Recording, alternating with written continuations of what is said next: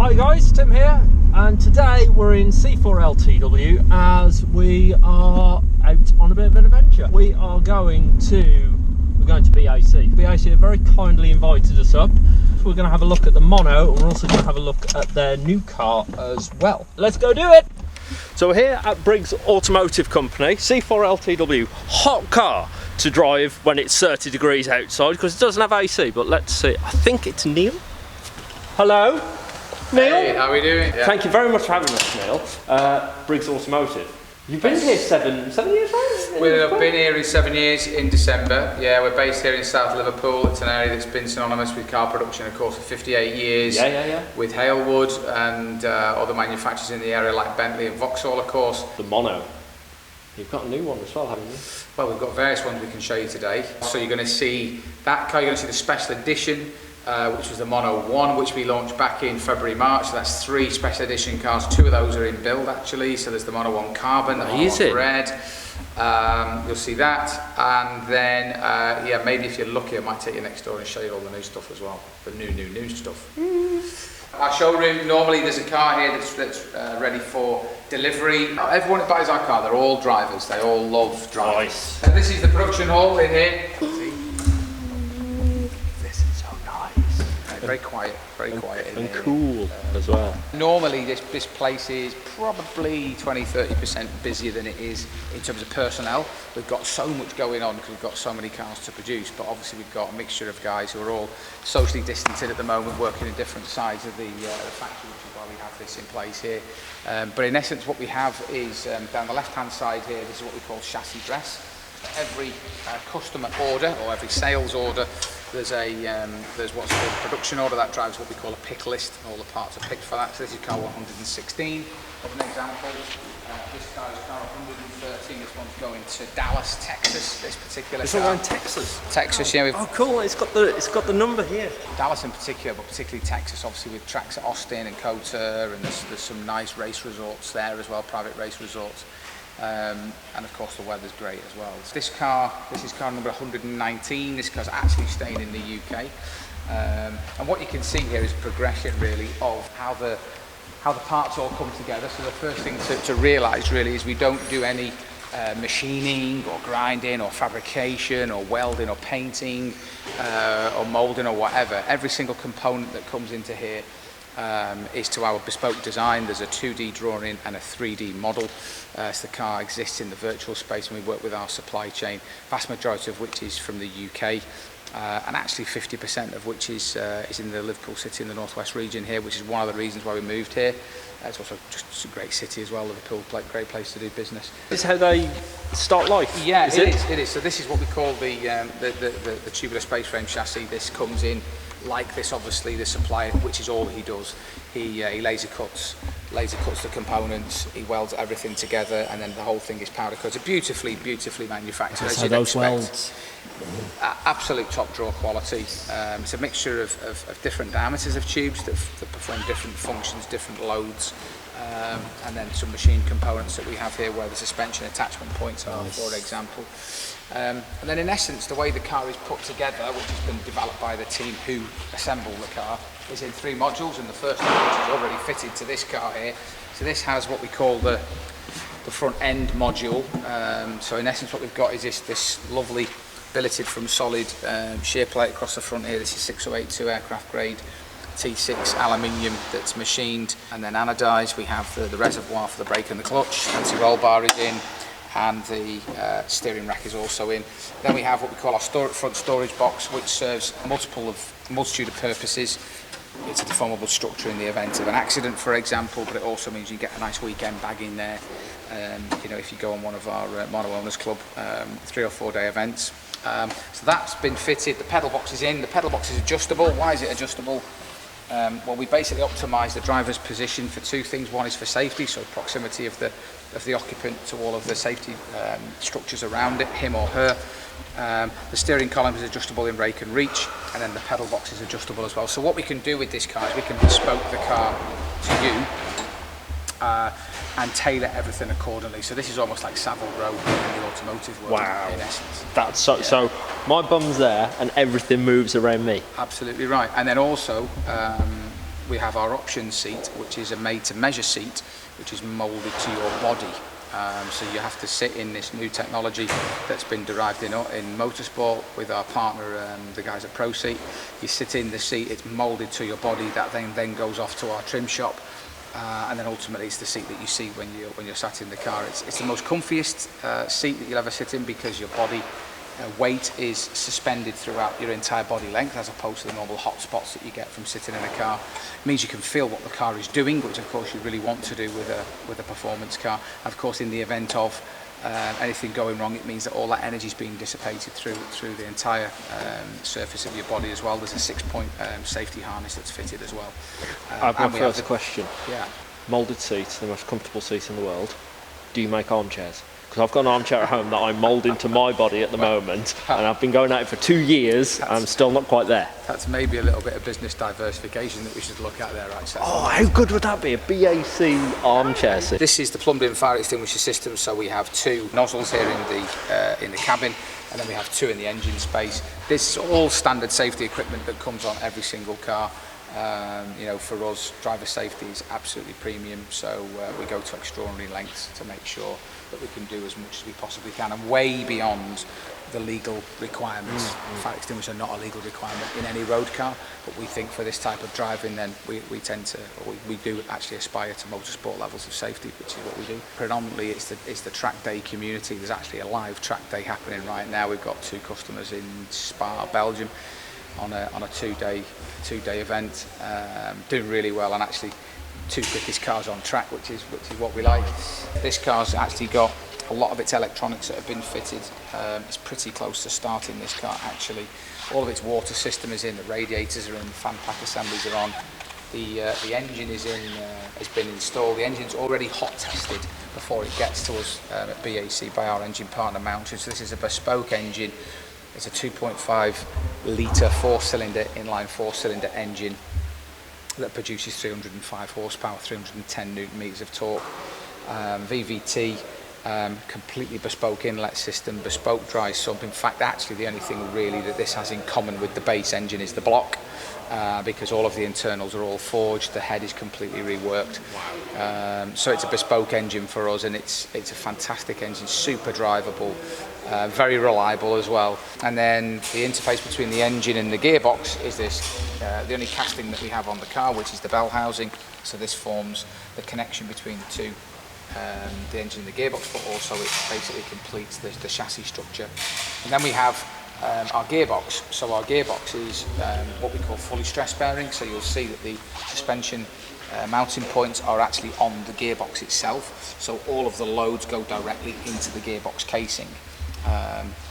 Our conventional car that perhaps you came in this morning, Tim, or that I would drive, or most of your viewers will have, the engine and the gearbox sits in what we call a subframe structure. That subframe structure is then bolted up into a body structure. There's so many overlaps of interfaces and duplications of material, all add weight, all add cost, complexity. So for us, this car's all about performance. Let's strip it all out and let's go back to formula-inspired basics. So gearbox is stress bearing. What about engine? Is that the engine is what we call semi-stress bearing. So the engine is solidly mounted. Because the engine wasn't originally designed to be fully stress bearing, it means that we support the engine with the vast majority of the loads through all of the structure that's around it, and of course the bell housing. The gearbox is a 6-speed gearbox. It's sequential. It has a limited slip differential as standard, all again to our bespoke preload and requirements. It's also coated in this lovely black anti-corrosive coating that we have, and all the gears are pretty much in this area here. What that means is just by taking this end cap off, we can take off the complete rear of the car, we can change the gear ratios, and we actually offer bespoke ratios to our customers. Wow. So for example, if your home circuit is Hockenheim or Silverstone, or whether it's Brands Hatch or Park, Laguna Seca, wherever it is in the world, we can basically design some gear ratios for you to maximise your performance. Incredible. And suspension setup, do you do that as well? Yeah, we do. So we have a factory setup. So basically it's twin wishbones all around with a push rod suspension system, which you'll see here on the rear. It basically keeps all of the springs out of the airflow. It means that they're mounted centrally from a weight distribution perspective as well. So it's very, very neat, very compact, very clever. Same on the front as well. and it has adjustable dampers front and rear, both in bump and rebound. So there's a factory setting, but what we do is we provide a bunch of settings to our customers to say, depending on how you like to drive, you might want to change the front axle and do this, you might want to change the rear and do Y. And in addition to that, we also offer different setups in terms of ride height and pitch and so on, depending on if your usage is more towards the track or if it's more towards the road. And generally on the road, the car's ride height will be a little bit higher. On the track, of course, the lower the car is generally, the quicker it's going to be. I love this little detail. Every single nut and bolt has got a mark on there to see if it's come loose. Yeah, no, it's. I'm glad. Well, it's multiple reasons actually. Of course, from an inspection perspective, we know that instantly those bolts have been torqued up correctly to the correct torque setting. Over time, our service colleagues can look at it to see if there's been any torque drop-off in that fixing, for example. But it also gives us some traceability as to who the technician was who actually bolted the car together. But in addition to that, it also gives them a real sense of pride to know that they see a car out on the track, or they see a car in a magazine or on some video footage, for example. They'll know exactly, hey, that was me. So who was this? Pretty sure that green is Jamie, who you might meet later, and I think yellow is Chris. What's great, I think, seeing the car here is you appreciate that it's all about clever packaging, the vehicle architecture, everything's on the vehicle centre line. It means we can, take on the vast majority of the big boys and beat them when it comes to lap time. And that's really what we're all about. We're all about performance, and that's why people come to us, because they have a desire for performance and also value for money performance as well. Yes, the car is expensive to the likes of you and I, and maybe some of your listeners. But the reality is that for the kind of performance that this car delivers, you really need to be looking at £500,000 plus, or even multiple millions in the case of some of the other cars that it's quicker than. So, and it's also even more individual and even rarer than some of these cars. So the value proposition with us really is quite extraordinary. This is one of my favourite things. This is so geeky and nerdy, but I love stuff like this. Everything in its place, and a place for everything. That is so satisfying. So logistics and sub-assembly, which is this area over here. So Ian basically manages all the stores, all the components that come into the business, and by the time they get to here, they're already in what we call sub-assemblies, so fan pack assemblies, bracket assemblies, push rods, anti-roll bar. So these ready to go on the front modules? Absolutely ready to go on, yeah. And this is all work that's been done here. You'll see the same two individuals that we mentioned earlier who've been involved with this, with these sub-assemblies, and these get basically delivered straight to the cars. So we work with what we call a virtual production line here. So we don't have a production line like in the conventional sense of a Land Rover or a Vauxhall or a Bentley, for example, where you have lots of automation, lots of investment and restrictions in the automation. The car comes to the operator in that instance. With us, the parts come to the car and the operators come to the car. So by and large, in chassis dress, it's one man per one car, and the same when it goes over into body and final. And that's, as I say, carefully managed by our three team leaders. An example, there's a whole bunch of rockers here, and just have a look at some of the lovely engineering detail that's in that rocker assembly there. I know it's really geeky and nerdy, but I love stuff like this. I love just real clean, properly engineered. Well, I think that's something that all of our customers have in common. Is not only do they love the visual appearance of the car, but they obviously love its performance, but they also have a real love of the engineering details in there, and that's important, particularly with a car like this where a lot of its engineering is part of the aesthetic. Actually, a bit like a motorbike in that sense. You see a lot of the engine in the swing arm as you get more towards the rear of a motorbike, but it's the same with our car. The more you get towards the rear, you see the gearbox, the engine, the bell housing, the suspension, rockers and dampers and things. And these are all the components. This is just a rocker assembly, but there's so many components in here, from the seals to all the various other bits and bobs, and they come from our supplier that's just literally down the road. I have a second question. Do you have to have OCD to work at BAC? I think you do, yeah. And did you choose BAC because it's got the same number of letters as... No, we didn't actually. As Ian said at my wedding speech, my wedding, we're trying to make a family name cool by starting a car company. That's cool. We tend to refer to the business as BAC, but actually, when we mention the word Briggs Automotive Company, it's because we're a personal business. Yeah. A lot of our customers have personal relationships with me and Ian, and a lot of the people who work here. We're very approachable, and we like to think, and yeah, you know, we just do our thing and try and have some fun with it. The car then gets lifted up and it gets put over onto these jigs over here. And again, similar to the sub-assembly area that we had behind us, we have a sub-assembly area here for all the bodywork, scales, because we weigh everything. Yeah, we even weigh the tape that we put on the cars as well. You're joking. This is one of the limited edition cars that we launched earlier in the year. It's called Mono 1, and we've done 3 vehicles. We've done the Mono 1 Carbon Black, we've done the Mono 1 Red, which we'll show you shortly, which is just over there on its wheels put on, and it's almost completed. And in essence, what these cars were, is these were almost like a homage to the thing that was the influence when we first designed the car, which is the Bjork All Is Full of Love video.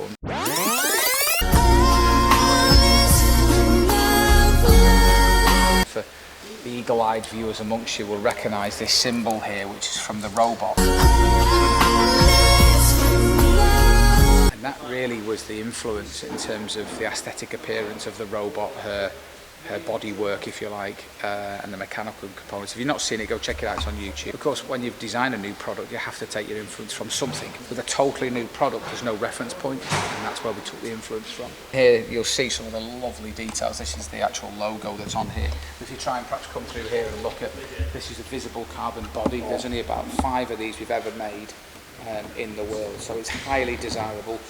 This car's going to a collector in Florida. I love this detail, like you've got matte gloss. That's right. There's always this contrast between what we call the upper body and the lower body, and generally this is painted. Most people go for the visible carbon lower option, and the upper body is normally painted. Lovely detail that you can actually see the push-rod suspension. That's right. So the dampers are adjustable, two-way adjustable, so we can make the dampers softer or harder in bump very easily, and then in rebound there's an adjustment on the damper itself.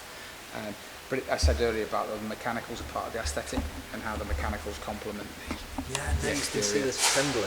Yeah. And then we spoke earlier about the connection with the motorcycle. You know, at the front of the motorcycle you have the front forks, predominantly in amongst fairing and bodywork. So that's kind of a little bit of what you can see here. And as you start to move throughout the rest of the car, you then start to see more of the engine and swing arm, or the rear suspension and gearbox in this case. So you can see that parallel with a motorbike. Was that deliberate, or was that design? I think it was more of an influence for sure. It wasn't a deliberate intent. I think the thing with motorcycles is that there's touring, there's sports, there's off-road, there's on-road, there's trials, there's cafe races, there's so many different kinds of bike.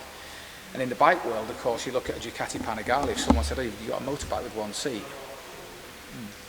but no one really asks that question because they're so familiar with motorcycles only having one seat. Yeah, it says that this guy's serious about his riding and he doesn't want to carry a passenger. I guess that's kind of in part of the education with a car that's only got one seat.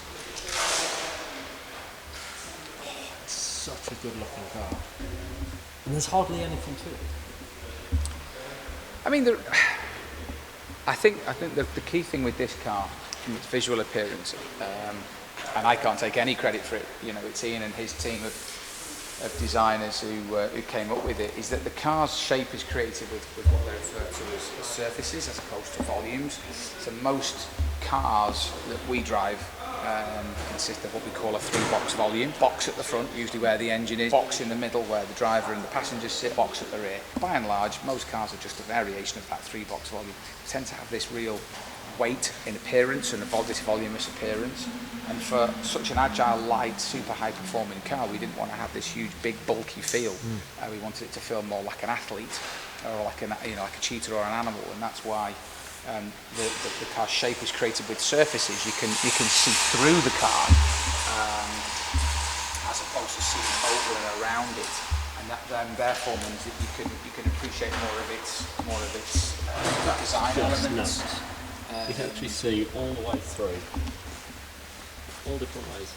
Yeah, and of course towards the rear it's all about reducing frontal area. So of course that's why the car is so scalloped in the middle, to create all these spaces for the air to come out. And so despite the fact that the footprint of the car is about the same as a 458 Ferrari, when people look at the car, they're surprised at how relatively small and light and compact it looks. This is 122. From a sequence perspective, this is actually the last of the current cars that we will build. Is it? So it's going to be quite a moment in that car. Are you sad about that? No, not at all. I think, I mean, reflective, I think, proud of the achievement. I mean, if you'd have asked us 10 years ago that we'd be stood here in 10 years' time talking about 122 cars that we've made across 41 countries, I'd ask you what you were smoking, or what you were drinking. I was going to Chicago, car 115.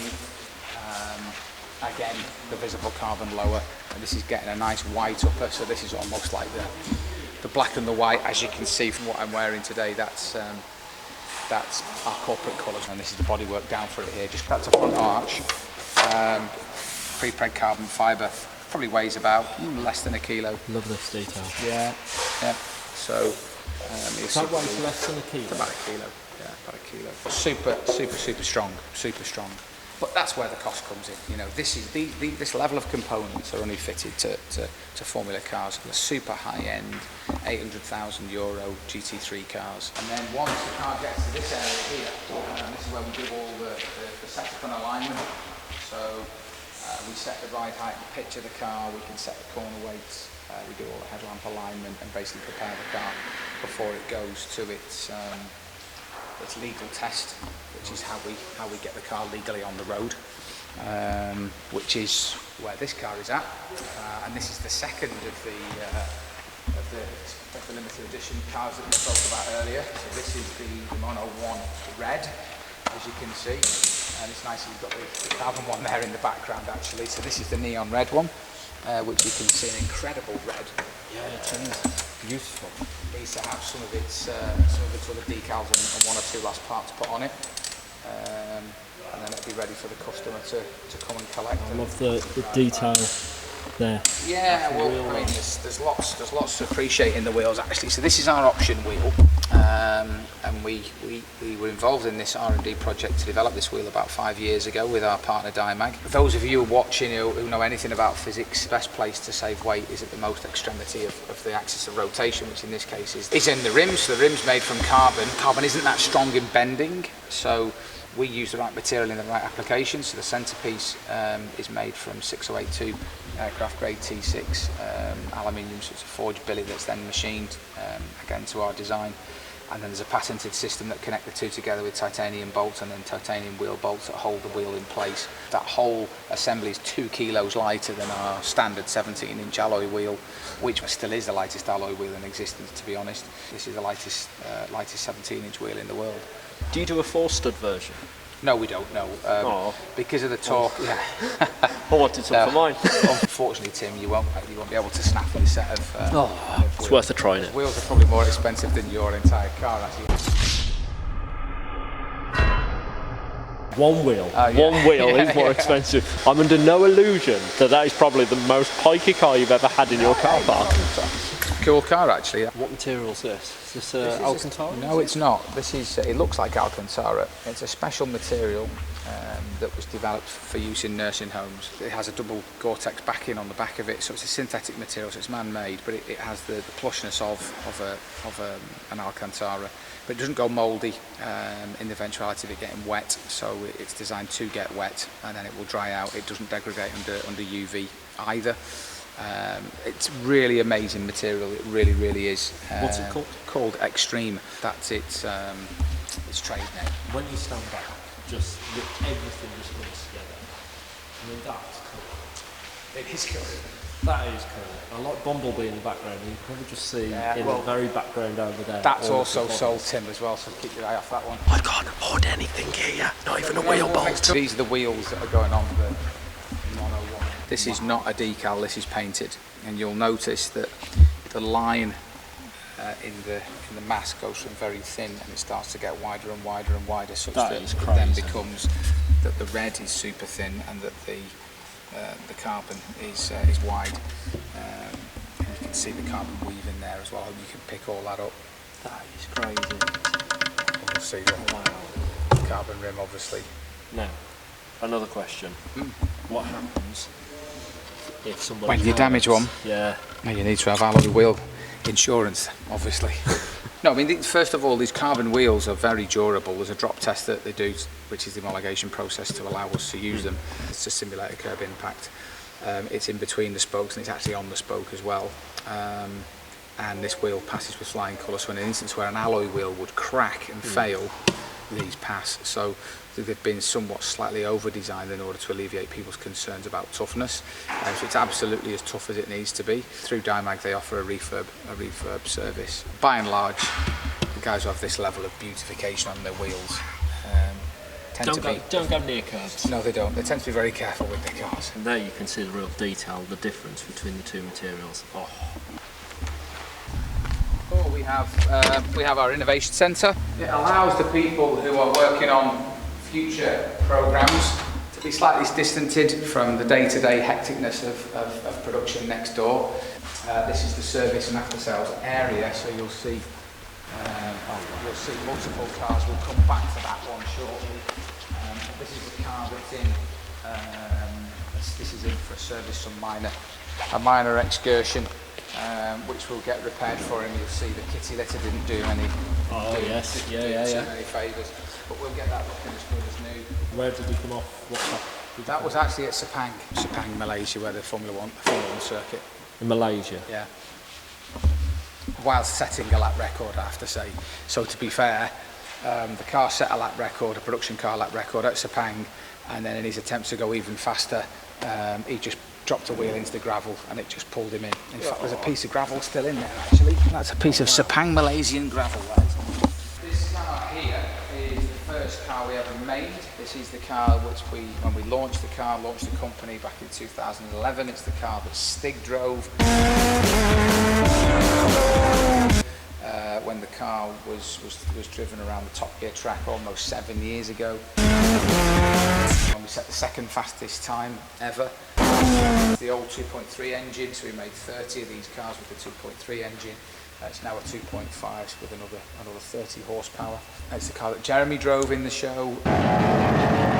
It's also the car that we do a lot of our promotional PR work with. Another question. How many views do I need to get on this video to get the keys to that? You need at least 5 figures. Help, please. Yes. Share this video. So then we've got this car here, which is the new car.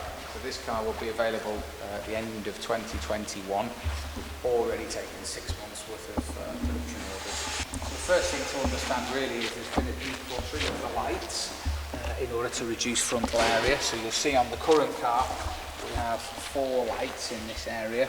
So we've basically combined the turn and the dip main beam into one and kept the position light, and then the main beam has gone down into the nose. That's quite cool. Which you'll see here is very much inspired by nature, kind of shark feature. That frees up the whole of the front end, allows a lot more air into the car because this engine's making more power, 332 horsepower. So the proportion of the car has changed slightly in terms of the ratio of the upper body to the lower body. Radiators were quite small on the original car, and that radiator's got a lot bigger.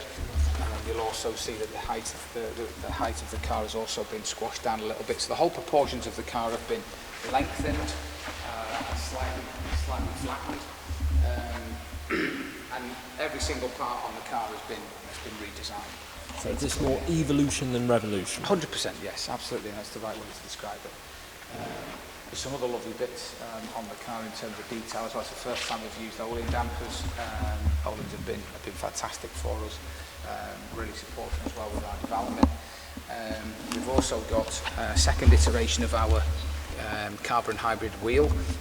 So this wheel, incredibly, is 1.25 kilos lighter than the previous wheel. And this wheel here weighs 4.8 kilos, and to put that into perspective, a Formula One wheel weighs 5 kilos. This is a 17-inch wheel that's lighter than a wheel that's 4 inches smaller in diameter. That's incredible. It's been done with our partner Autodesk, our software partner. You'll see that there's all sorts of areas of pockets. You'll see there's been a thinness. So what happens is the software is continually doing an FEA analysis of looking to trim weight out, to reanalyze. It does that lots and lots of times to ultimately get to a shape that you can see here which obviously then we work with that to make it give it the visual appearance that we want, to make it obviously very similar to the current wheel. And 1.25 kilos lighter, so you factor that out through the whole car, there's another 5 kilos that we've saved. Similar approach was applied obviously to the brake caliper as well. We've saved 1/4 of a kilo out of the brake caliper. They're incremental gains, but when you start adding them all up on a car that only weighed 580 kilos anyway, you know, we've managed to shave off 25 kilos in total. And that's 5 kilos unsprung. Absolutely right, absolutely right. So it's the holy unsprung rotational mass, so it's the holy grail of weight save, basically. This is the new mono, that's the current mono, and this will be on sale. It is on sale now, so we're taking deposits for this car. And first deliveries will be in Q3 of 2021.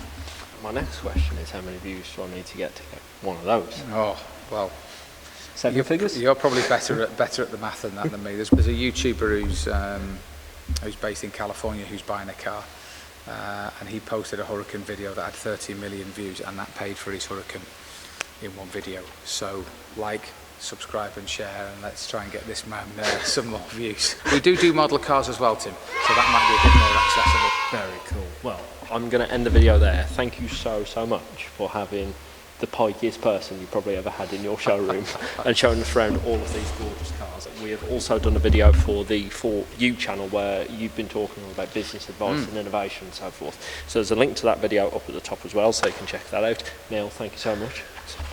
Absolute pleasure. Thank you very much for watching this video. If you've enjoyed it, please hit the thumbs up, give my channel a subscribe. I'm trying to get to 1,000 subscribers right now, which I know sounds like a tiny amount, but we all have to start somewhere. A big thank you to BAC and to Neill for having us up here. As always, stay safe, and I'll see you again soon.